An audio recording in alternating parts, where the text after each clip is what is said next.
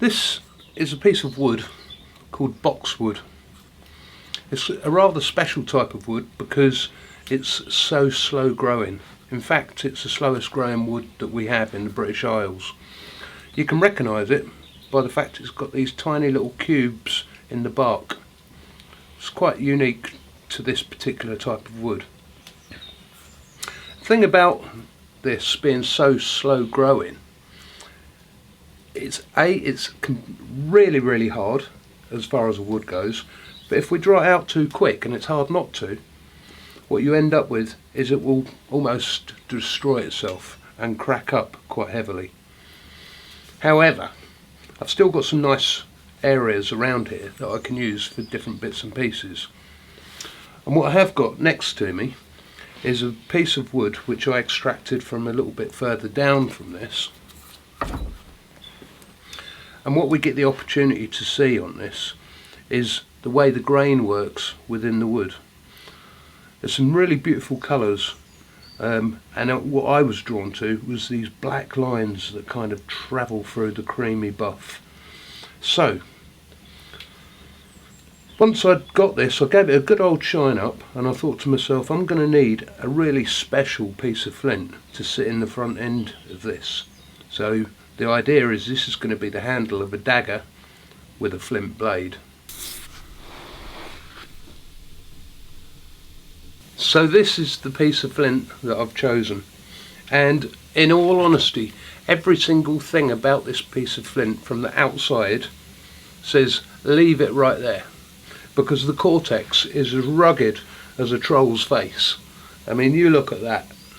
That is normally a signature that the inside of the flint is going to be terrible. Apart from the location where this particular flint came from.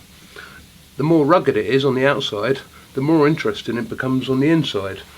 And just to explore that, when I was in the quarry, I took one flake off, and you can see the textures of the flint right here. So there's no guarantees what's going to lay within this rock, but the best thing to do is to get exploring. Got a nice quartzite rock here, fairly heavy, never been used, so it's in good condition for the actual activity that we're about to do.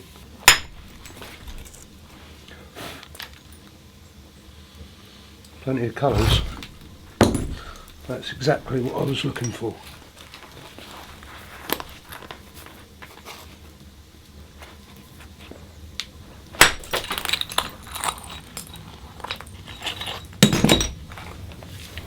Wow.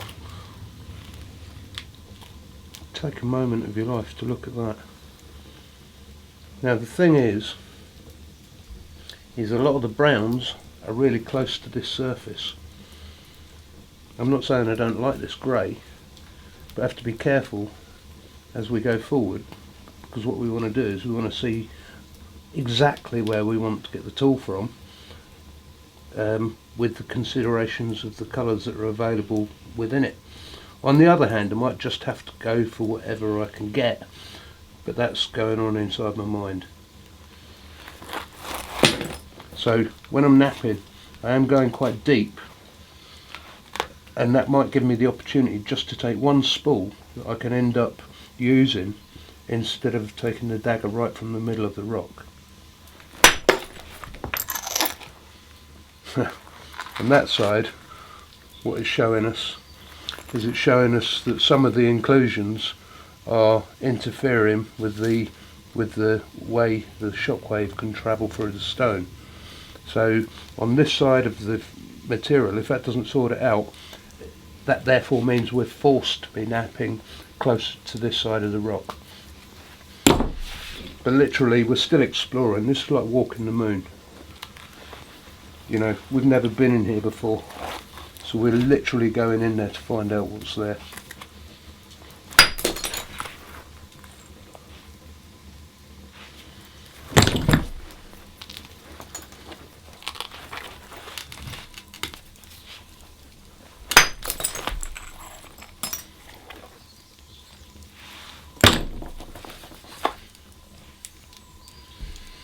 And I think what we're going to do now is we're going to travel down this side.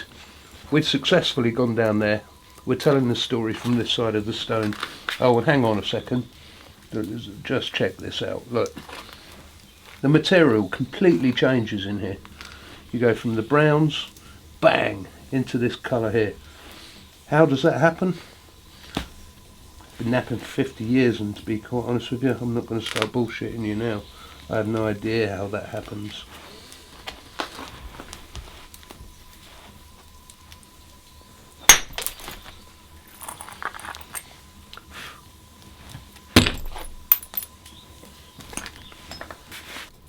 I know one thing, playing around in the Stone Age, but there's one similarity coming right up to the surface at the moment. It's just above freezing in here. My hands are touching wet, cold, muddy rock, and the tips of my fingers are going numb, and that kind of spins my mind back in time at the ancient people that sat around doing this. They would have had cold, bloody, muddy fingers, and they were just doing a job. So, you know, we're flint napping, but welcome to the Stone Age.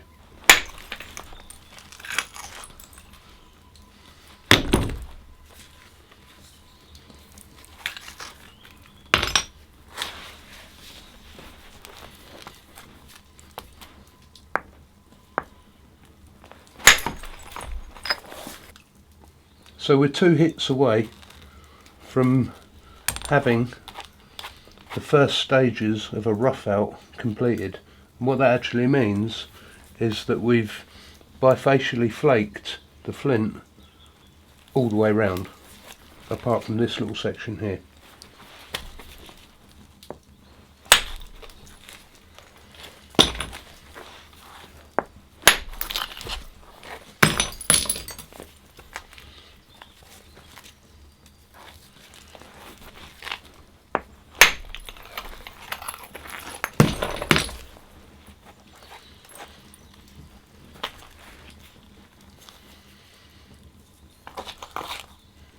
And it's time to start thinking about using a soft hammer on this.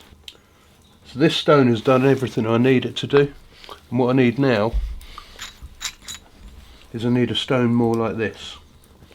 Not because that's got the power to take chunks off, but it's rough along the edges, and what we can do is we can abrade like this, and we can construct little shapes along the edge that are described as platforms that we can hit with the soft hammer.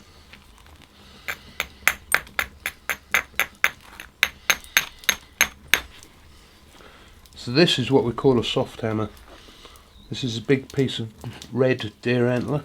This is the bit that was connected to the head, and this was cast from the animal, meaning that the animal grew this in a few months, did all his fighting with it, then literally released it from the top of his head. It takes a red deer about 3 months to fully grow the antlers that we know about. The value of using the red deer antler is I can hit right on the edge of the flint.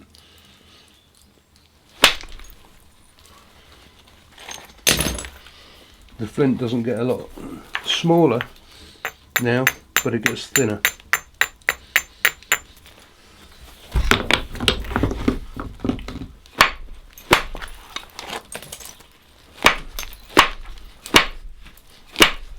The reason that hasn't gone is because the platform isn't right. The platform's got a little rounded feature on it, and that just stops me coming through.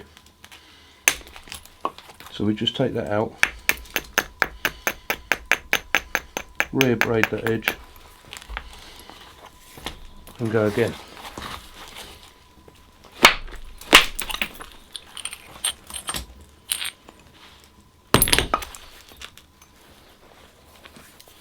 There's going to come a point in time soon where I'll be making a decision which side of the stone I'm favouring to keep as part of the dagger, and then I'll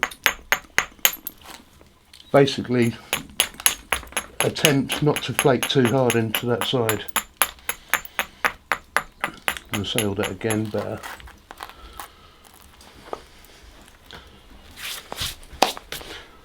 So we know we have a piece of flint and it has two surfaces, and what we're trying to do is we're trying to preserve some of the colour. If we're not careful, we're going to go right through it, remove all the colour, and just end up with a grey knife. I've got a strong suspicion that this is the side I'm going to end up preserving, and I'm going to take more material from over here. That's not the easiest thing to do, but that's how it has to work when you're napping for colour rather than just the tool.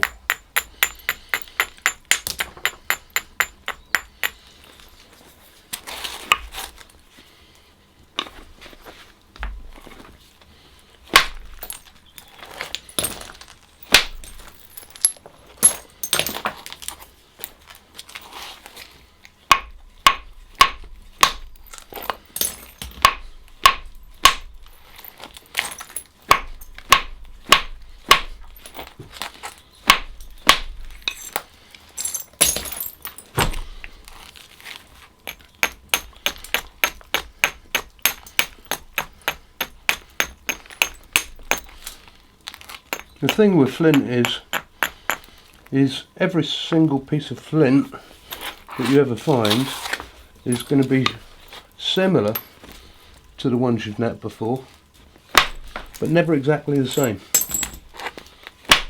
When you're striking the flint, you have a duty to try and tune in. Sometimes you have to hit a piece of flint much harder than you'd normally have to hit another piece. There are occasions when we even describe flint as being really soft.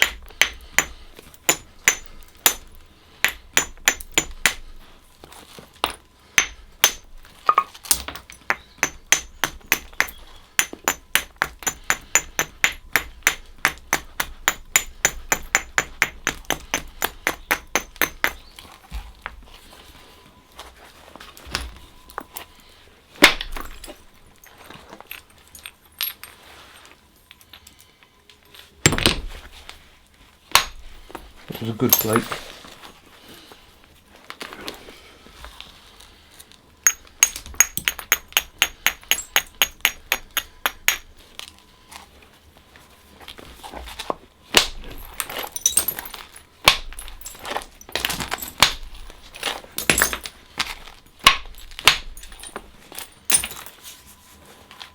So now what I'm trying to do is just balance this, and then I'm going to try and leave this surface alone and get all of the weight off the rest of it. And when you do that, you have to nap in a slightly different fashion, because the angles that are used to get all of the material off of here have to be set up just slightly different. It's really hard to explain at this stage because I'm not actually doing it, but in a few minutes that should become a little bit more apparent.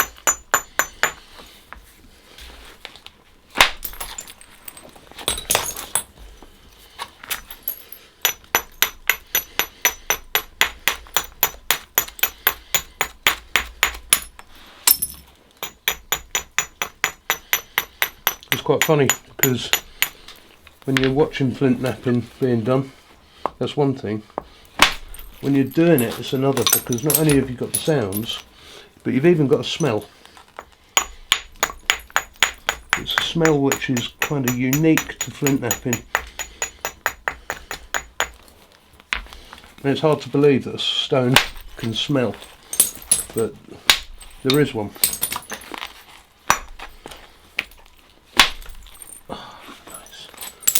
Right, so we've got to a certain situation now where we can see the surface of this stone.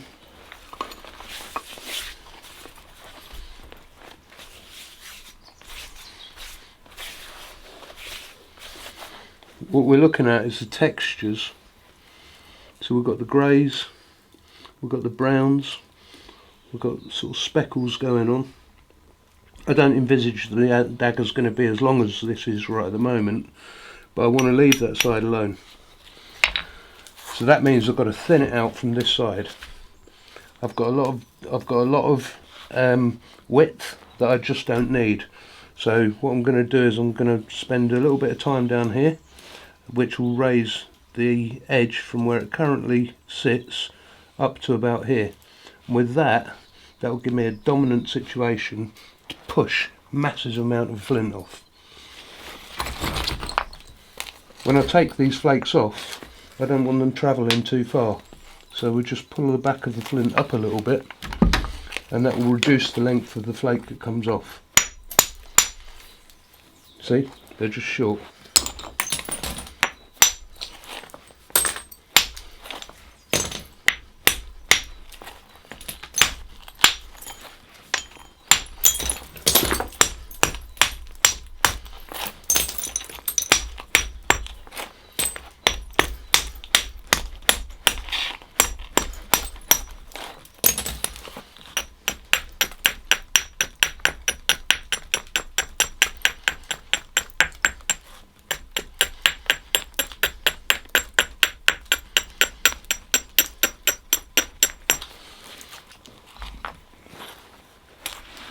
What we have now here is we have a big slope advancing into the area that I'm trying to keep.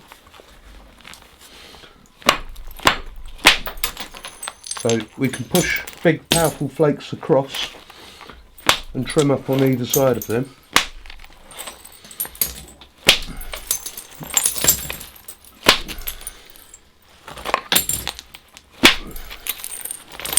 That's going really well. And then what I'm going to do is I'm going to take some small flakes from here, which once again moves this edge up a little bit, but it makes the edge of this stone bevel down. And what that means is when I hit that there again, I've got more material to take, because where I've already taken the flakes here, unless I move that back, there's nothing there to take because I've already taken it.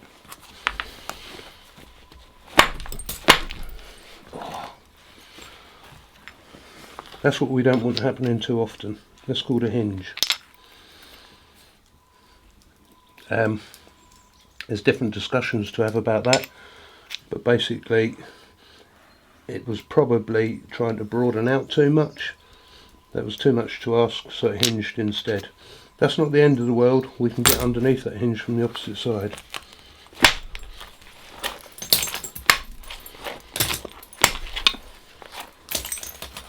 We'll try and do that now, so we haven't got to worry about it.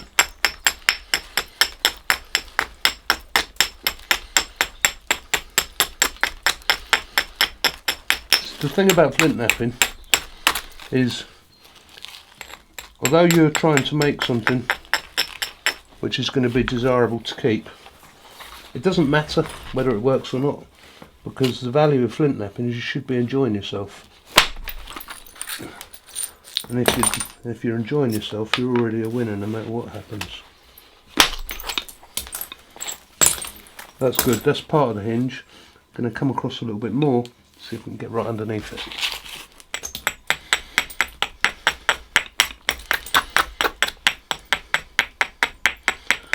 So this rock that I've got here came from a quarry in North Norfolk. And we'd already managed to find about a ton of flint, which we'd loaded up the back of the van with. And I said to myself, I said, before I leave, I want to find the one rock that I don't want to leave behind. And this was it. Look at that. We got right underneath that hinge with that flake. And we're getting brand new colours coming out of this all the time. So that's good to know, because that might actually help me a little bit later when it comes down to trying to preserve the opposite side. If the colours are good on this side, then I'll get the opportunity to maybe move in deeper.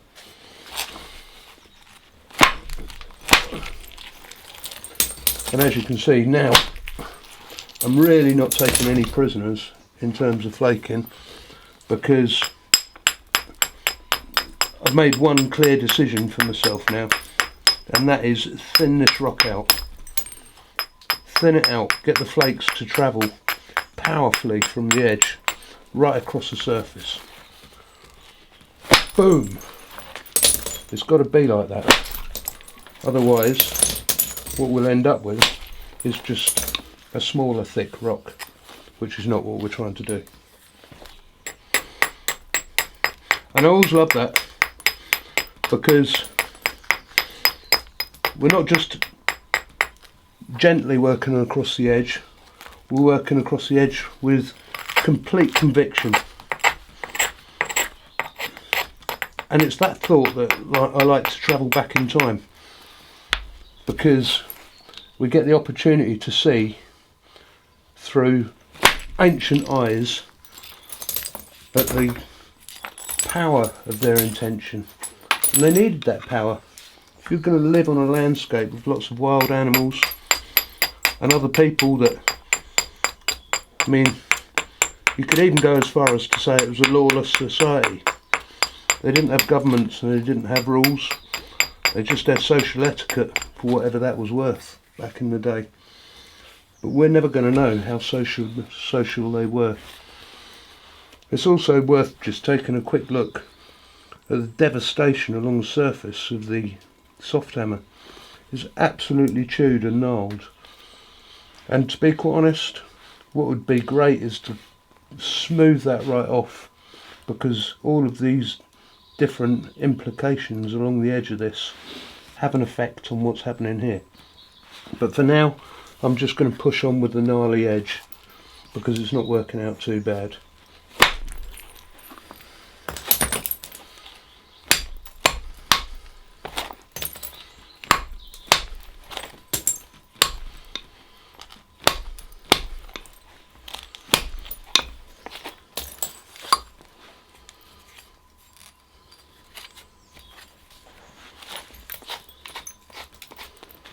Come down to this tip and try and sort out a little bit of detail up here.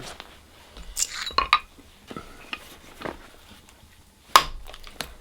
always like to get as much gone from the tip area as possible, so that I don't have to do that right at the end. In my experience, that's commonly when you end up busting things.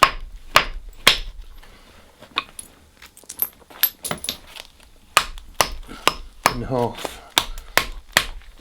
Although, as we discussed earlier, I don't need this full length.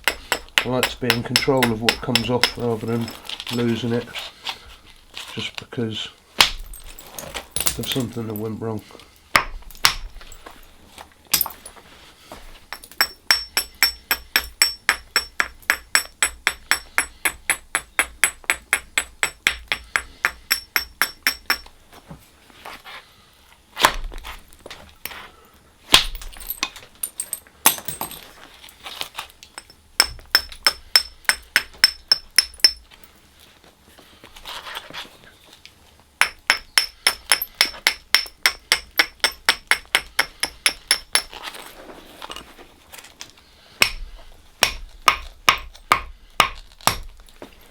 There's a gnarly old stone.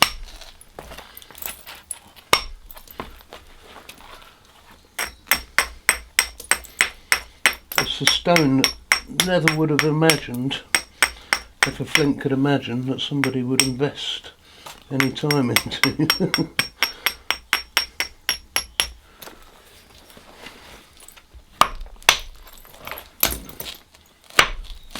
Bit of a jump start there, but not too bad. Just take a bit more from here and then I'll leave the tip of this alone for a little while. Good.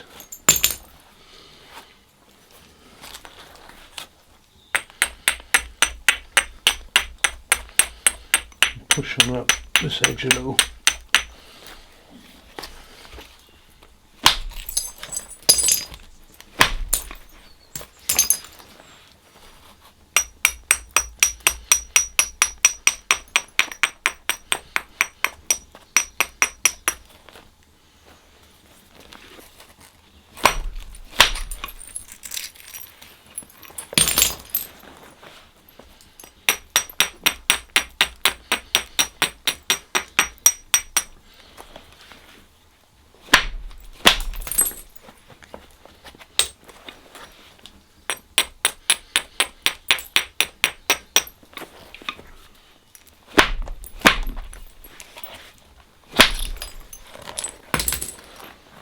one large heavy piece left there.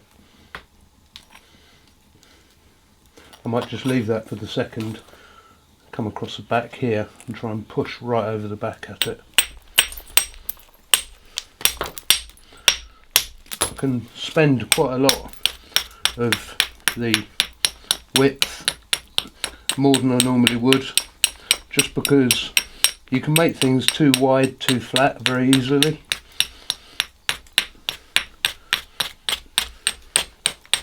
Now we've got access to this stone, we can kind of do things like that at our own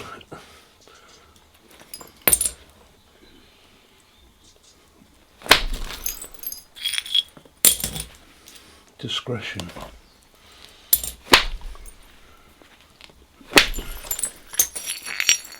Right. That was a lot of weight that came out of there on that.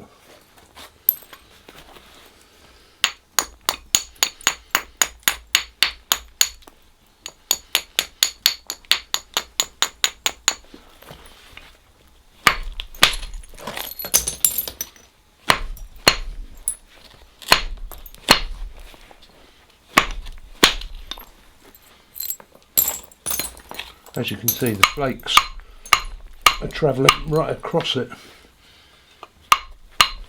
snapping quite nicely, snapping very nicely.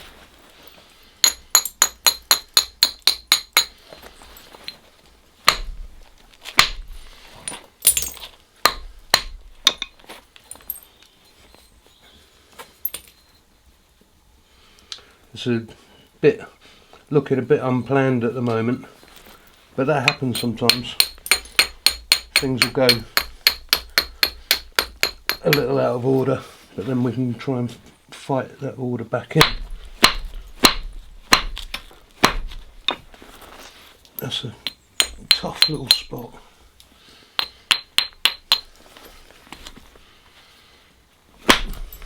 Good, that was the one I wanted.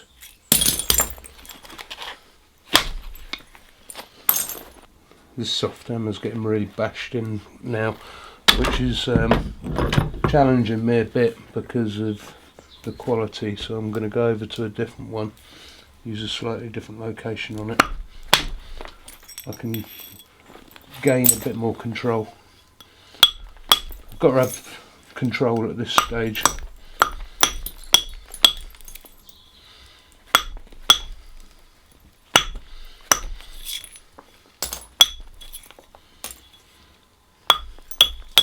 And now what I'm doing is just drifting across this edge, gaining back a little bit of the order that I lost.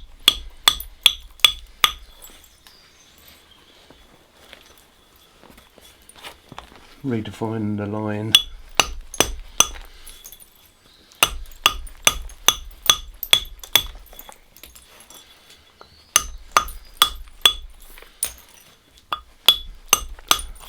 The other thing, by wandering in from the edge, we thicken up the edge of the stone, because it's that part that gets really, really thin.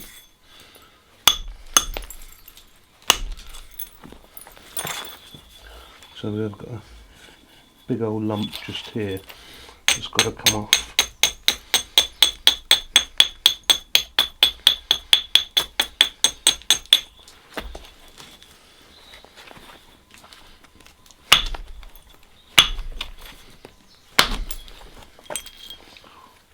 That one kind of double jumped. We don't want too much of that going on if we can help it.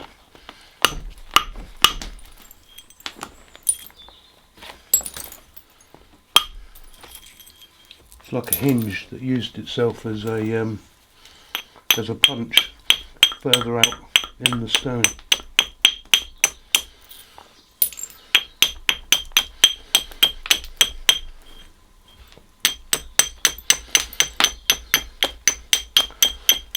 The other thing I've got to be careful of now is not thinning it out too much in the middle and leaving bulk at the ends, because then it will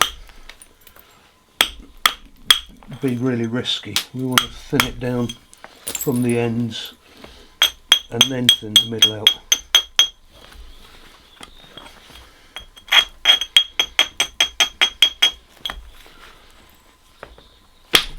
Oi.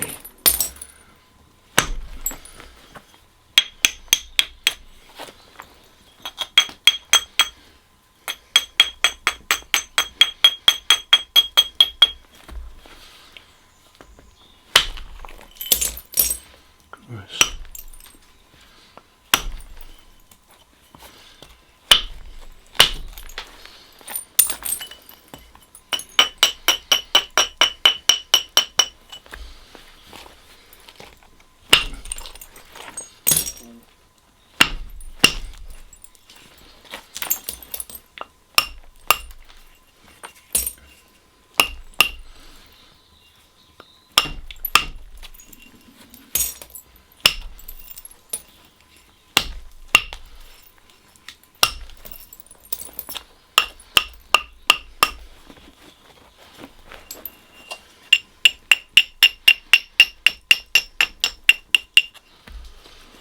Okay, so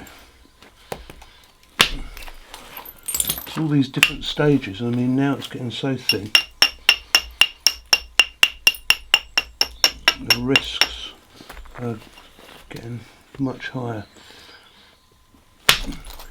On higher quality stone,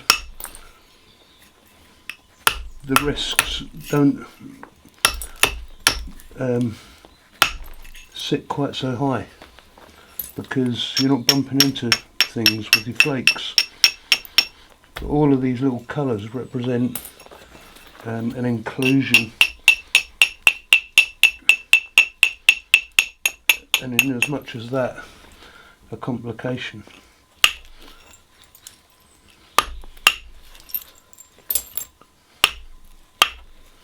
It's a complication because there's a shockwave that's got to travel through the stone.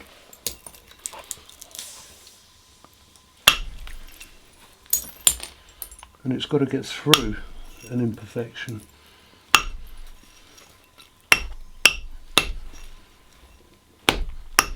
We're getting sharp down this edge now.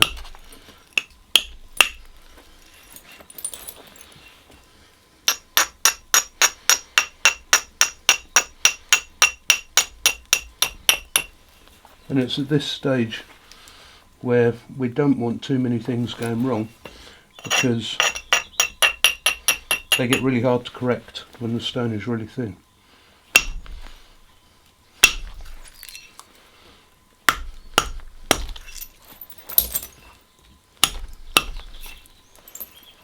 Nail bite in time.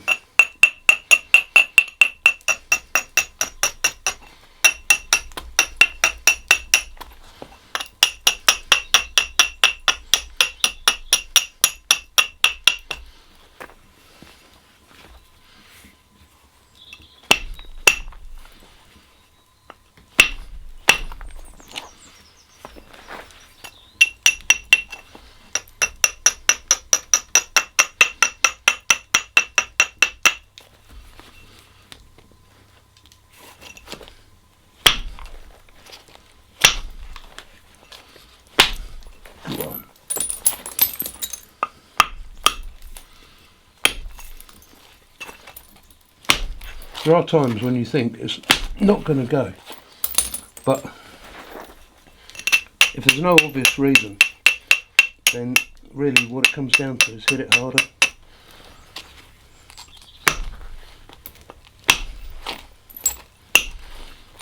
Right, that side has gone really well. Really pleased with the way that's run.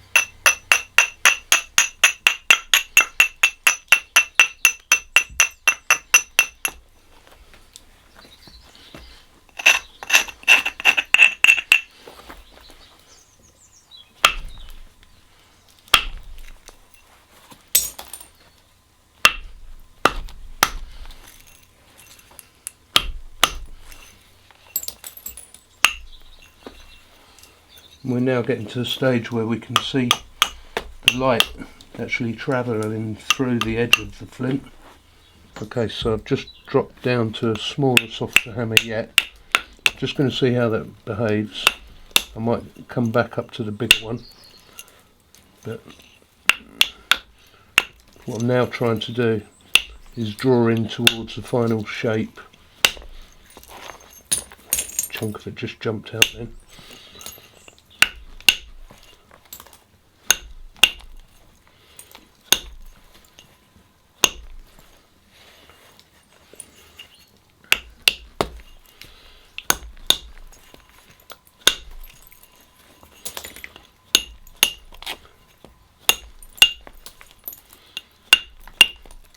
So at this stage what you're seeing is you're seeing flint being flaked without much consideration for platforms.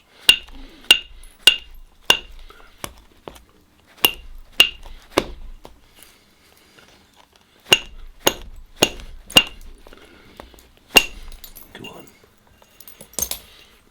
on.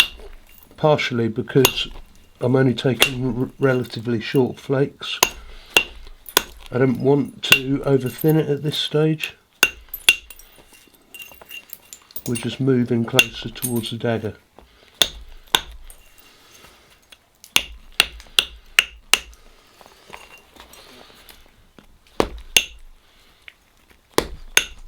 Need to start seeing this tip become the tip of the knife now as well.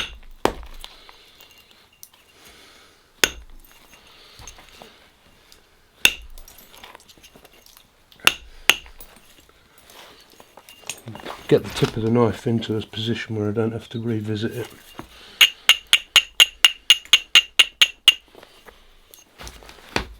It's going to be a unique piece.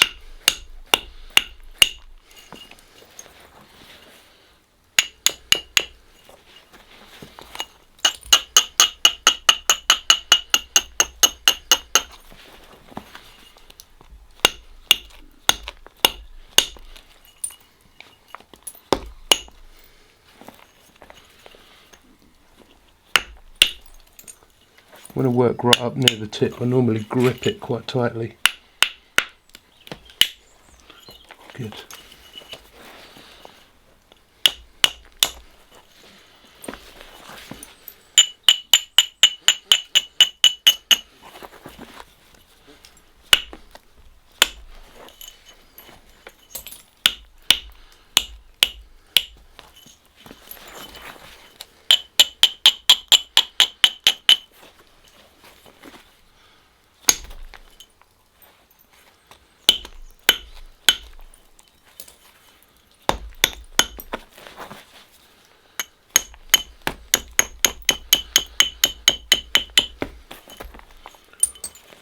I am aware that this is longer than I want it to be.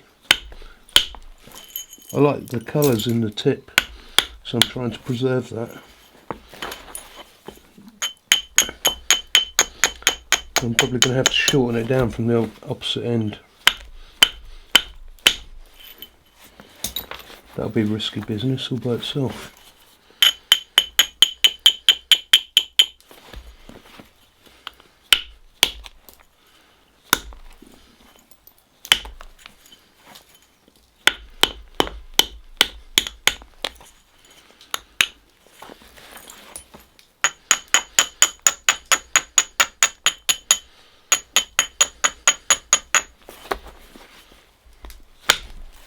So these are slightly longer flakes now as we move closer across the surface.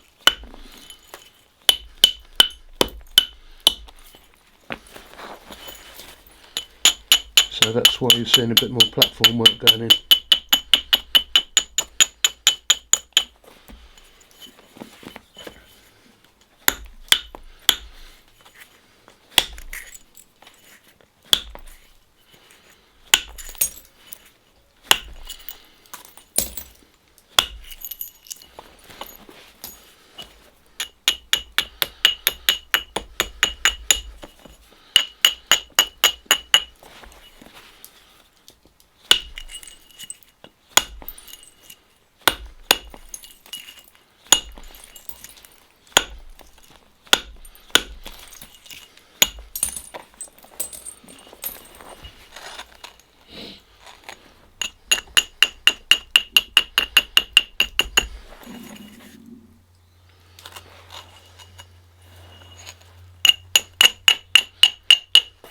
I would like to take some more material out of here, but I think if we look at the handle we can just still see that this is quite oversized.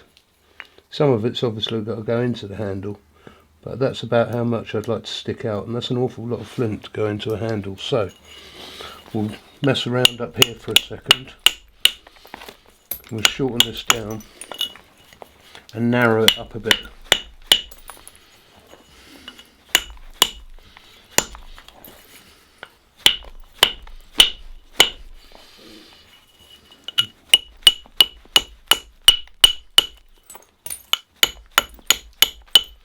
We have to watch out hitting on this end too much so we don't actually create end shock. To avoid that I'm going to go back up a weight so I can hit it harder. Keep thinning that out as I go.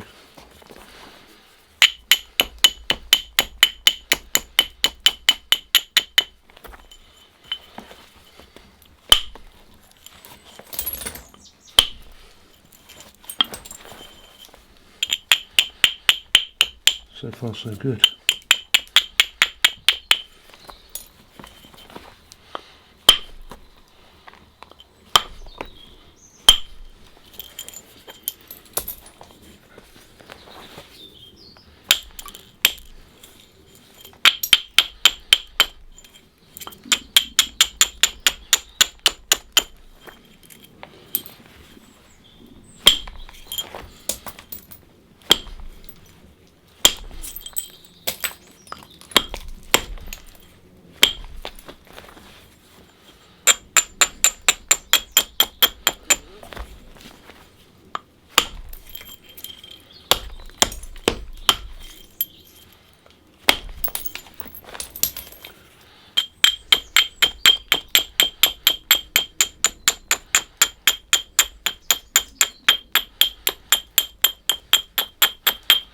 It's stages like this that you realise that you could be making a variety of things really. This could fall into the category of one of the big spearheads from what we call the Symmetry period, which was about 11,000 years ago. Amazing spearheads being made in France. Really thin. But we know that we're into slightly different territory. We're making a dagger that would at best belong in something like the Chalcolithic period, which is the Copper period, or maybe the Bronze Age. There were examples in the Neolithic.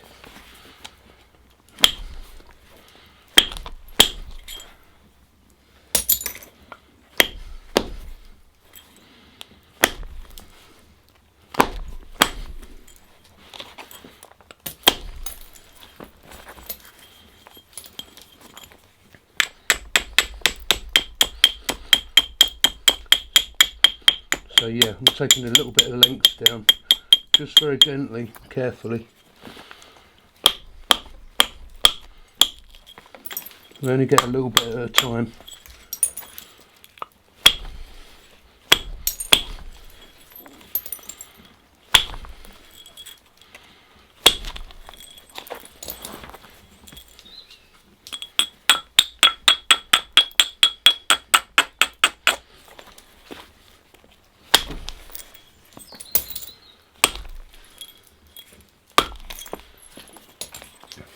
A bit of a lump here, look.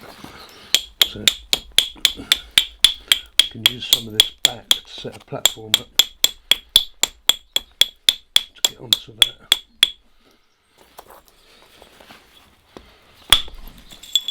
That was handy. That took it.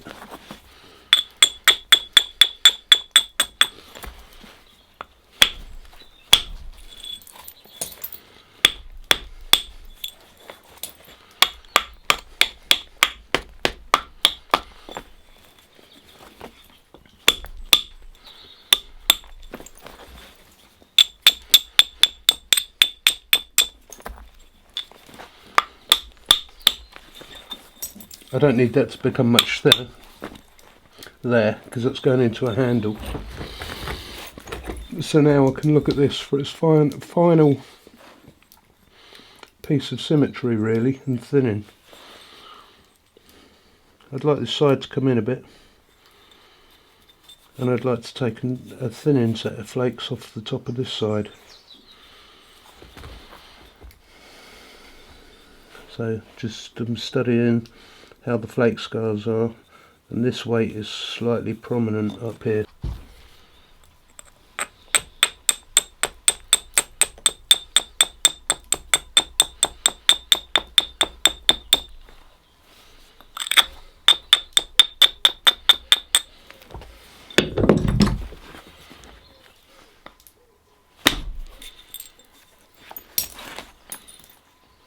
With this big soft hammer, when it gets a good quality contact on the edge, there's so much weight dropping in. It means that you don't have to hit it with so much speed, and you get distance.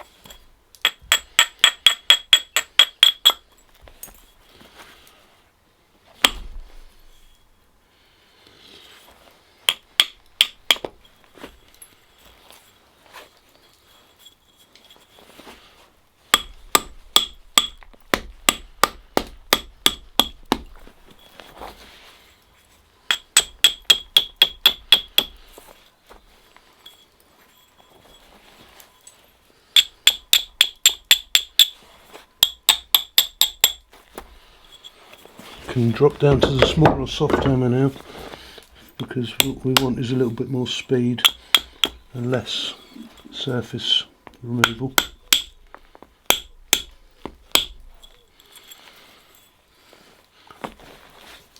That's not essential, it's just a personal preference.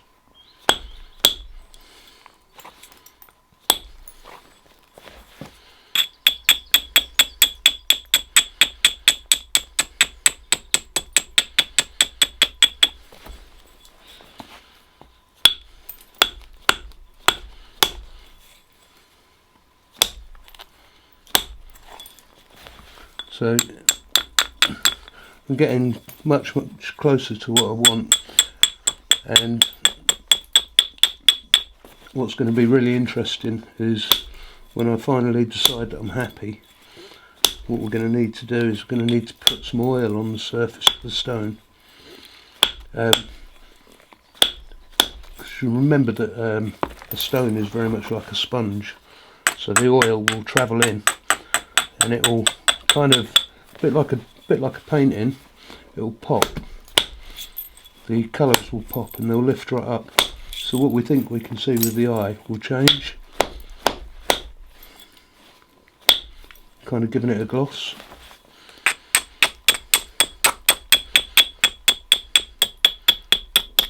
That is if I don't snap it in half accidentally, because that can still happen.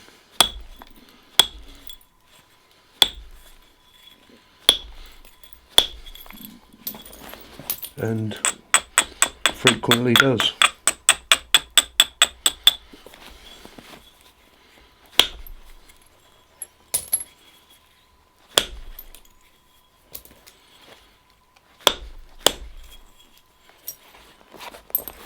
I was pleased when I watch them little flakes coming off at this stage. They're still travelling over halfway across the stone.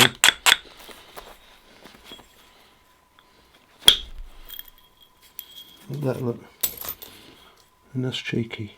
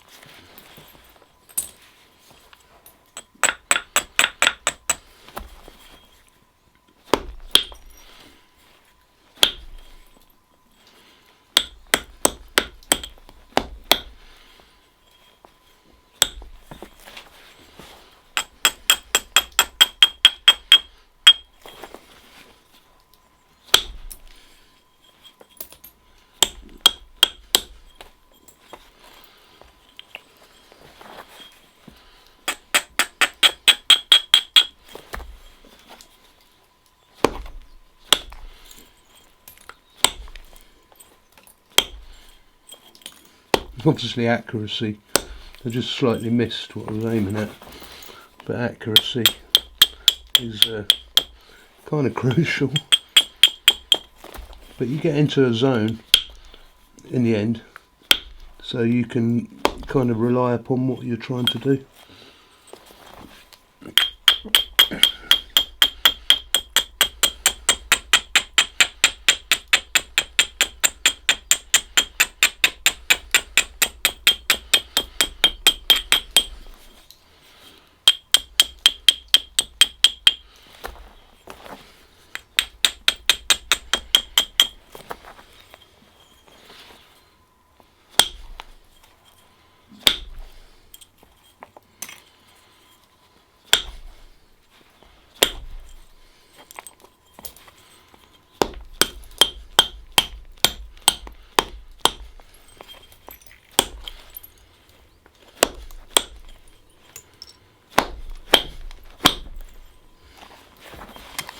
Bit of a stubborn area there, which using these techniques I might not be able to do too much about. Sort of circumstantial material in there. It, as you can see, the flaws in the actual stone, which are preventing me from being able to flake that smoothly. So I'm okay with that. That'll just be part of the end product. It's got its own voice.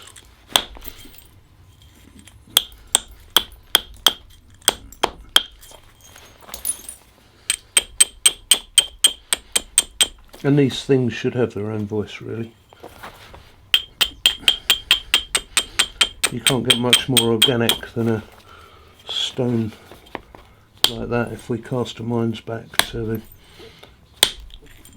really contrasting looking cortex that looked like there was just rubble underneath the surface at the beginning.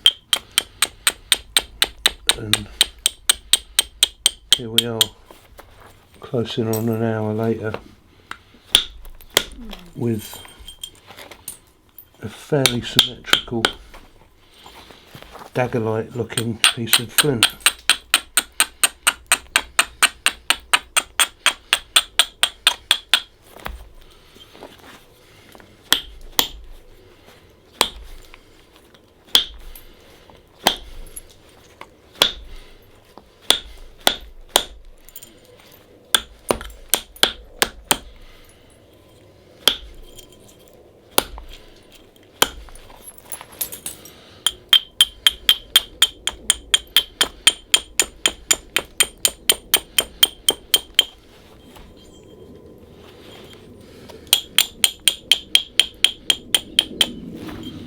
Just want a very small, I mean, when we look at that, I suppose we're not in too bad a territory, so we can take a little bit more of the length.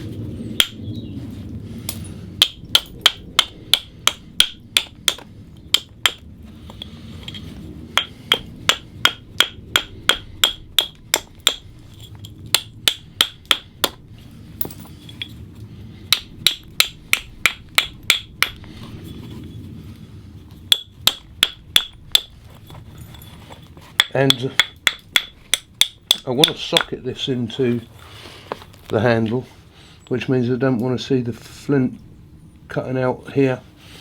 So what we'll do is we'll just quickly trim them sides in a bit, like this.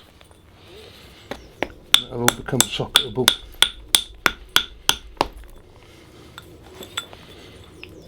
Still being very careful, because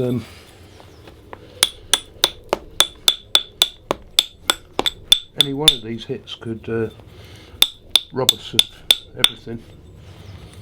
There's shockwaves dancing about all over the place.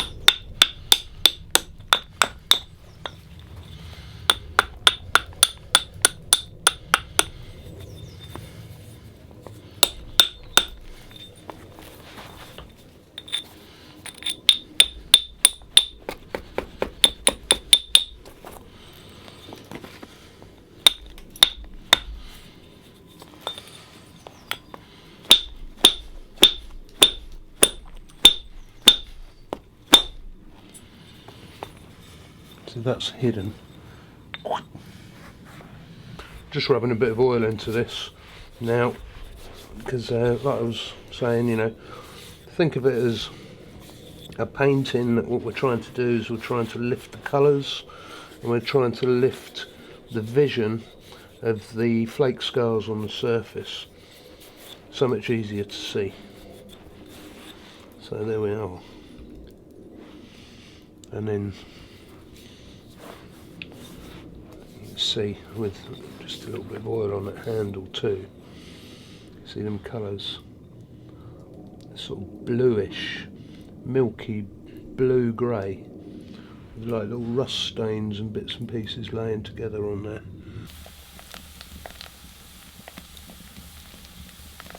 So what we have here is pine pitch glue. It's bubbling away quite furiously because droplets of rain are landing in there, which normally I wouldn't want. So the glue has got about 25% mix of pine resin in it, and then what I do is I grind up some charcoal and I mix that in too. A lot of people use things like rabbit dung. That's about the right consistency, and that can go in there like that into that handle. That's beautiful. And then just a little stick. What we'll do with that is we'll just go around the edge of that.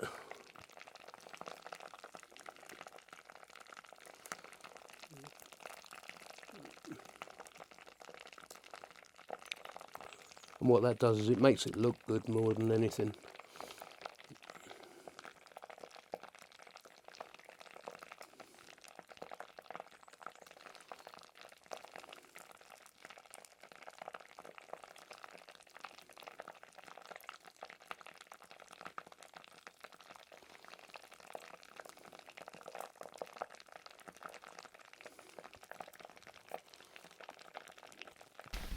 Well, all said and done, that is a dagger with a little bit of colour and a little bit of character, so I'm not too displeased.